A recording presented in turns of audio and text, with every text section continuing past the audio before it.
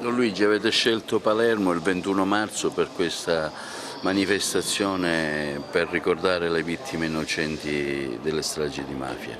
Sì, la memoria viva, ma soprattutto lo dobbiamo alla Sicilia, lo dobbiamo ai palermitani, lo dobbiamo perché qui abbiamo imparato tante cose.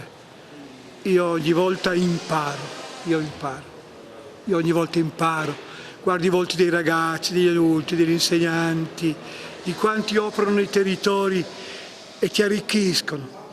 A volte sono espressioni mute ma che ti aiutano a comprendere le fragilità ma anche le positività.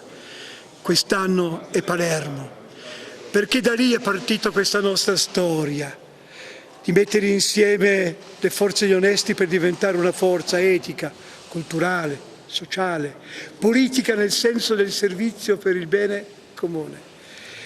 Quest'anno è nazionale, tutti i familiari a Palermo, ma anche si stanno preparando navi, scuole che si stanno organizzando per partecipare, adulti, movimenti, arriveranno dall'America Latina, dall'Europa, perché ormai c'è questa rete che si è costruita dal basso, ecco. E allora grazie, aiutateci a far conoscere, a stimolare le persone, che diventa anche importante, ancora una volta, più che mai, perché le mafie sono tornate forti. E allora, certo, hanno cambiato metodologie. Allora siccome si spara di meno, non c'è quella percezione. E invece sono parassiti, ci stanno mangiando da dentro. Un'interessante iniziativa, oggi qui al Foderà incontrano Libera e Don Luigi Ciotti.